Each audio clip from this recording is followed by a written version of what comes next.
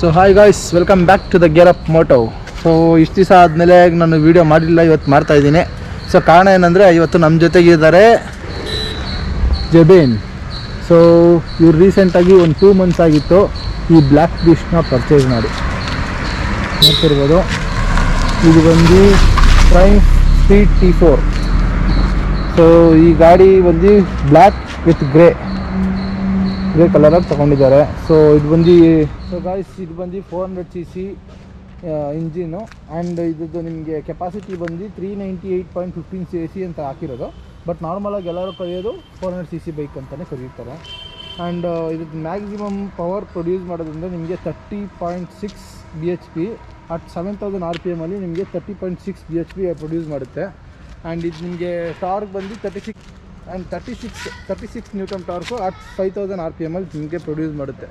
So ಇದ್ರದ್ದು ನಿಮಗೆ 6 speed gear box ಸಿಗುತ್ತೆ. ಆ್ಯಂಡ್ ಡ್ಯುಯಲ್ ಡಿಸ್ಕ್ ಬ್ರೇಕ್ ಸಿಗುತ್ತೆ.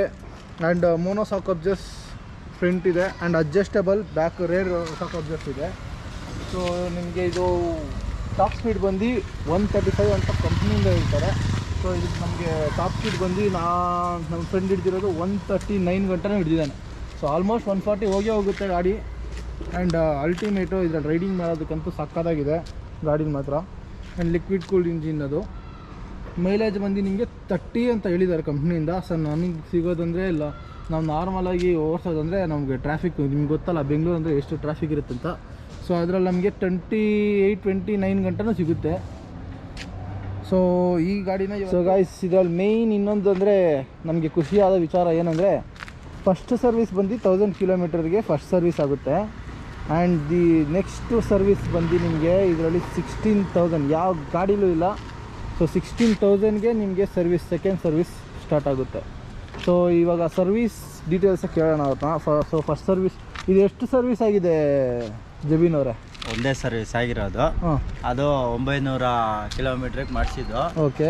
ಅವರು ಕೊಟ್ಟಿದ್ದಕ್ಕೆ ಆಯಿಲು ಅವೆಲ್ಲ ಅಂದ್ಬಿಟ್ಟು 3,500 ರೂಪಾಯಿ ಹೇಳವ್ರೆ. ಓಕೆ. ಅದ್ರಲ್ಲಿ ಕೂಪನ್ ಕೊಟ್ಟಿದ್ದಕ್ಕೆ 3,300 ರೂಪಾಯಿ ಮಾಡಿಕೊಟ್ಟವ್ರೆ ಡಿಸ್ಕೌಂಟಲ್ಲಿ ಅಷ್ಟೇ. ಆಮೇಲೆ ಇನ್ನು ಸೆಕೆಂಡ್ ಸರ್ವಿಸು 6 ತಿಂಗಳಿಗೆ ಒಂದ್ಸಲಿ ಚೆಕಪ್ ಇದೆ. ಚೆಕಪ್ ಮಾಡ್ಕೊಂಡು ಅವ್ರು. ಸೊ ನಿಮಗೆ ಸೆಕೆಂಡ್ ಸರ್ವಿಸ್ ಬಂದು 16,000 ಗಂಟ. ಸೊ ನಿಮಗೆ ಇವಾಗ 16,000ಗೆ ಸರ್ವಿಸ್ ಸೆಕೆಂಡ್ ಸರ್ವಿಸು ಹೆಂಗೆ ಅನಿಸಿದೆ ಜಮೀನ್ ಅವರೇ ನಿಮಗೆ? ಚೆನ್ನಾಗಿದೆ. ಅದೊಂಥರ ಖುಷಿ ನಮಗೆಲ್ಲ. ಬೇರೆದೆಲ್ಲ 2,000-3,000ಗೆಲ್ಲ ಮಾಡಿಸ್ತಾರೆ. ಹೌದೌದು. ನಮಗೊಂಥರ ಖುಷಿ. ಅದು ಎಷ್ಟು ಬೇಕಾ ಓಡಿಸ್ಬೋದು, ಆಫ್ ರೋಡ್ ಎಲ್ಲ ತೊಗೊಂಡೋಗ್ಬೋದು.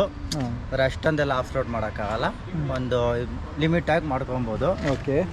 ಆದರೆ ಗಾಡಿ ಚೆನ್ನಾಗಿದೆ. ಲೂಬು ಮತ್ತು ಸಣ್ಣ ಪುಟ್ಟ ಸರ್ವಿಸ್ ಮಾತ್ರ ಮಾಡ್ಕೊಬೇಕಾಗುತ್ತೆ ಅಷ್ಟೇ. ಇದೆಲ್ಲ ಚೆಕ್ ಮಾಡ್ಕೊಬೇಕಾಗುತ್ತೆ. ಆ್ಯಂಡ್ ಕ್ಲಚ್ದು ವೈರು ಗೀರು ಎಲ್ಲ ನೀವು ಚೇಂಜ್ ಮಾಡ್ಕೊಳ್ಬೇಕಾಗುತ್ತೆ ಅಷ್ಟೇ. ಸೊ ಇಂಜಿನ್ ಆಯಲ್ಲೇ ಮೇಯ್ನ್ ಇದರಲ್ಲಿರೋದು. ಹೌದು. ಸೊ ಅದು ನಿಮಗೆ 16,000 ಆದಮೇಲೆ ಚೇಂಜ್ ಮಾಡಬೇಕು. ಇಂಜಿನ್ ಆಯಿಲು, ಬ್ರೇಕಿಂಗ್ ಆಯಿಲು, ಹೌದೌದು, ಮತ್ತು ಕೂಲೆಂಟು. ಓಕೆ, ಕೂಲೆಂಟು ಎಲ್ಲ ಚೆಕ್ ಮಾಡ್ಕೊಂಡು ಹೋಗ್ಬೇಕಾಗುತ್ತೆ ಅಷ್ಟೇ. ಸೊ ನಿಮಗೆ ಲಾಂಗ್ ರೈಡ್ಸು ಚೆನ್ನಾಗಿರುತ್ತೆ. ಬಟ್ ಅಡ್ವೆಂಚರ್ ಗಾಡಿ ಅಲ್ಲ ಇದು, ಅದೊಂದು ಮಾತ್ರ ಹೇಳ್ಬೋದು. ಅಡ್ವೆಂಚರ್ ಗಾಡಿ ಅಲ್ಲ. ಸೊ ಕೆಫೆ ರೈಡಿಂಗ್ ಎಲ್ಲ ಮಾಡ್ತಾರೆ. ಸೊ ಕೆಲವರೆಲ್ಲ ಮಾಡ್ತಾರೆ ಆಲ್ಮೋಸ್ಟ್. ಏನಂದರೆ ಮನಸ್ಸಲ್ಲಿ ನಾವು ಫಿಕ್ಸ್ ಆಗಿಬಿಡ್ಬೇಕಷ್ಟೇ, ಇದು ಆಫ್ ರೋಡ್ಗೆ ಆಗಬೇಕು, ನಾವು ಎತ್ಕೊಂಡು ಹೋಗಬೇಕು ಅನ್ನಂಗಿದ್ರೆ ನಾವು ಹೆಂಗೆ ಬೇಕಾದ್ರೂ ಎತ್ಕೊಂಡು ಹೋಗ್ಬೋದು. ಆ್ಯಂಡ್ ಇವಾಗ ನಾವು ರೈಡ್ ಮಾಡಿ ನೋಡೋಣ ಈ ಗಾಡಿನ. ಸೊ ಹೆಂಗಿರುತ್ತೆ ಫೀಲು ಎಲ್ಲ ಹೇಳ್ತೀನಿ ನಿಮಗೆ. So let's ride today from speed 400.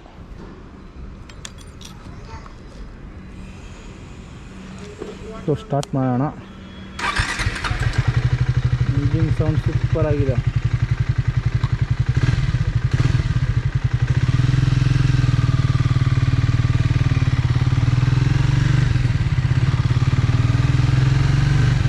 ಎಲ್ಲ ಲೈಟಾಗಿ ಡಾಮಿನರ್ 400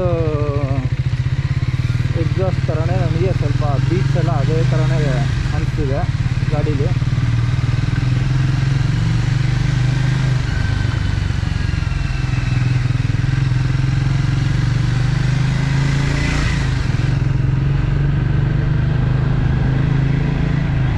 ಗಾಡಿ ಪವರ್ ಸೂಪರಾಗಿದೆ. ಫೀಲು ಅಷ್ಟೇ ಸ್ಮೂತಾಗಿ. ಸೊ ಇದಕ್ಕೆ ಸ್ವಲ್ಪ ಹೈಟ್ ಇರಬೇಕು. 5'12" ಇಲ್ಲ 6 ಫೀಟ್ವರೆಗೆ ಆಟಾಡೋ ಗಾಡಿ ಆಗಿಬಿಡುತ್ತೆ. ಸೊ 5'11", 5'12" ಇರೋರಿಗೆ ಆರಾಮಾಗಿ ಸ್ವಲ್ಪ ದೊಡ್ಡ ಗಾಡಿನ ಅನಿಸುತ್ತೆ. ಫೀಲೆಲ್ಲ ಸೂಪರಾಗಿದೆ. ಆ್ಯಂಡ್ ಬ್ರೇಕ್ಸ್ ಅಂತೂ ಸಖತ್ ಸಾಫ್ಟಾಗಿದೆ ಬ್ರೇಕ್ಸ್ ಮಾತ್ರ. ಸೊ ಡ್ಯುಯಲ್ ಚಾನಲ್ ABS ಅಲ್ವಾ, ಅದು ಇದ್ದೇ ಇರುತ್ತೆ. ಸೊ ಇದರ ಮೇಯ್ನ್ ಥಿಂಗ್ ಹೇಳ್ಬೇಕಂದ್ರೆ ಟ್ರ್ಯಾಕ್ಷನ್ ಕಂಟ್ರೋಲ್ ಅನ್ನೋದು ಇರೋಲ್ಲ ಗಾಡೀಲಿ. ಮೇಯ್ನ್ ಥಿಂಗ್ ಅದಕ್ಕೆ ನಾವು ಟ್ರ್ಯಾಕ್ಷನ್ ಕಂಟ್ರೋಲ್ ಹಾಕ್ಕೊಬೇಕು ಅಂದರೆ ನಾವು ಎಕ್ಸ್ಟ್ರಾ ಅಮೌಂಟ್ ಪೇ ಮಾಡಬೇಕಾಗುತ್ತೆ ಆ್ಯಡ್ ಮಾಡಬೇಕಂದ್ರೆ ಈ ವೆಹಿಕಲ್ಗೆ. ಸೊ ನನ್ನ ಗಾಡೀಲಿ ನಿಮ್ಗೆ ಗೊತ್ತಿದ್ದಂಗೆ ನೀವು ನೋಡಿದ್ದೀರಾ RTR 310. ಸೊ ಅದರಲ್ಲಿ ಫೀಚರ್ಸ್ ಎಲ್ಲ ಸಖತ್ತಾಗಿದೆ. ಸೊ ಎಲ್ಲ ಗಾಡೀಲೂ ಅದೇ ಥರ ಫೀಚರ್ಸ್ ಸಿಗುತ್ತೆ ಅನ್ನೋದು ನಾವು ಎಕ್ಸ್ಪೆಕ್ಟ್ ಮಾಡಬಾರ್ದು. ಆ್ಯಂಡ್ ನಮ್ಗೆ ಈ ಗಾಡೀಲಿ ಬೆಸ್ಟ್ ಏನಂದರೆ ಸ್ಲಿಪ್ ಆನ್ ಕ್ಲಚ್ ಇದೆ. ಸೊ ನಮಗೆ ಆಲ್ಮೋಸ್ಟ್ ಅದೇ ಮೇಯ್ನು, ಲಾಂಗ್ ರೈಡರ್ಸ್ಗೆಲ್ಲ ಅದೇ ಮೇಯ್ನು. ಯಾವಾಗ ನೋಡಿದ್ರೆ ಕ್ಲಚ್ ಹಿಡ್ಕೊಂಡು ಗೇರ್ ಚೇಂಜ್ ಮಾಡೋಂಥ ಅವಶ್ಯಕತೆ ಇರೋಲ್ಲ. ಸೊ ಅದೊಂಥರ ನಮಗೆ ಪ್ಲಸ್ ಪಾಯಿಂಟ್ ಇದ್ದಂಗೆ ಅದು slip on clutch. So slipper clutch ಅಂತಾರೆ. ಈ ವೆಹಿಕಲ್ ಓಡಿಸ್ತಾ ಇದ್ದರೆ ಒಂಥರ ಈ ಹಿಮಾಲಯ ಸೈಟ್ ಇದ್ದಂಗೆ ಅನಿಸುತ್ತೆ. ಸೊ ನಮ್ಗೆ ಅನಿಸುತ್ತೆ 6 ಫೀಟ್ ಇರೋರಿಗೆಲ್ಲ ಯಾವ್ದು ಹಿಮಾಲಯನೇ ಅವ್ರಿಗೆ ತಾಯಿ ಇದ್ದಂಗೆ 6 ಫೀಟ್ ಹೈಟ್ ಇರೋರಿಗೆಲ್ಲ. ನಾನೆಲ್ಲ ಇರೋದು 5.6 5.7 ಇದ್ದೀನಿ ಅಷ್ಟೇ. ಸೊ ಬಟ್ ನನಗೆ ಗಾಡಿ ಗ್ರಿಪ್ ಅಂತೂ ಸೂಪರಾಗಿದೆ. ರೋಡ್ ಗ್ರಿಪ್ಸು ಅಷ್ಟೇ ನೀಟಾಗಿ ಹ್ಯಾಂಡಲ್ ಮಾಡ್ಬೋದು. ಆ್ಯಂಡ್ ಸಸ್ಪೆನ್ಷನ್ದು ಅಷ್ಟೇ ತುಂಬ ಸಾಫ್ಟಾಗಿದೆ, ಅಷ್ಟೊಂದೇನು ಹಾರ್ಡಾಗೇನಿಲ್ಲ, ಆ್ಯಕ್ಷನ್ ಆಗುತ್ತೆ ಗಾಡಿ. ಇವಾಗ ಮೇಯ್ನ್ ಥಿಂಗ್ ನನಗೆ ಬ್ರೇಕ್ಸು ಮತ್ತು ಸ್ಮೂತ್ನೆಸ್ಸು, ಈ ಗಾಡಿ ಸ್ಮೂತ್ನೆಸ್ಸು ಸೂಪರಾಗಿ ಇಷ್ಟ ಆಯಿತು. ಹಂಗೆ ಅಂದ್ಬಿಟ್ಟು ಸ್ಮೂತ್ನೆಸ್ ಐತೆ ಅಂದ್ಬಿಟ್ಟು ನೀವು ಬೇರೆ ಗಾಡಿಗೆಲ್ಲ ಹೋಲ್ಸ್ಕೊಂಡ್ಬೇಡ್ರಿ. ಇದೊಂಥರ ಹೋಗುತ್ತೆ, ನುಗ್ಗುತ್ತೆ ಗಾಡಿ ಮಾತ್ರ. ನೋಡ್ಕೊಳ್ಳಿ, ಇವಾಗ 4 ಸ್ಪೀಡ್ ಆಗಿದೆ. 3rd ಸ್ಪೀಡ್ ಹಾಕೊಂಡು ಬಿಟ್ಟರೆ